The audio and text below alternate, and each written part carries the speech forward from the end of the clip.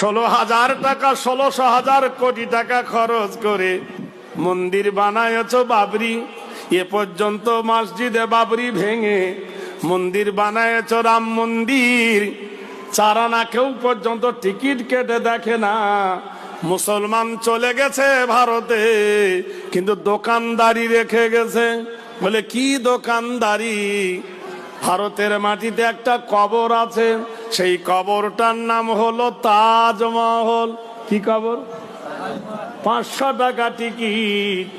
প্রতি মাসে ইনকাম হয় 10 কোটি টাকা। 10 কোটি টাকা যদি মাসে ইনকাম হয়, বছরে হয় 100, কত 20 কোটি টাকা। নারায়ে তাকবীর। এ টাকাগুলো কারা খায়? মোল্লারা খায় না, তোমরা খাও। ইওর অনার, মুসলমানদের একটা মিনার আছে, সেই মিনারটার নাম হলো কুতুব মিনার। কুতুবউদ্দিন বখতিয়ার খিজলি দিল্লির মাটিতে। সেই মিনার দেখতে গেলে টিকিট লাগে 40 টাকা। মাসে হয় 2 কোটি টাকা ইনকাম। তাহলে মাসে 2 কোটি হলে বছরে হয় 24 কোটি টাকা। এই টাকাগুলো কোথায় যায়?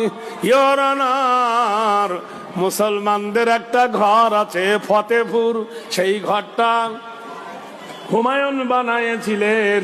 আরেকটা ঘর হলো আগ্রা, সেটা আকবর বানিয়েছিলেন।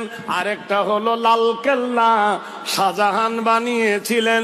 এই 3 ঘর থেকে আসে মাসে 3 কোটি টাকা। তাহলে 3 বারং 36,000 টাকা থাকে, 36 কোটি টাকা আসে বছরে। মুর্শিদাবাদের মাটিতে একটা ঘর আছে ইওর অনার, তার নাম হলো হাজার দুয়ারি। তার টিকিট হলো 20 টাকা। প্রতি মাসে 2 কোটি টাকা ইনকাম হয়, বছরে ইনকাম হয় 24 কোটি টাকা। একবার সুবহানাল্লাহ বলুন, আরো জোরে বলুন।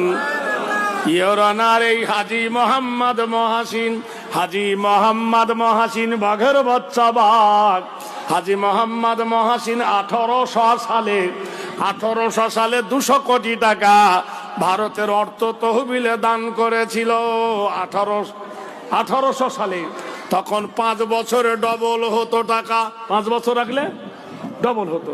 তাহলে 1805 সালে হতো কত? 400 কোটি। 10 সালে হবে 800 কোটি। 15 সালে হবে 1600 কোটি। 20 সালে হবে 3200 কোটি। 25 সালে হবে 6400 কোটি। সুবহানাল্লাহ বলুন। 30 সালে হবে 128 কোটি। 35 সালে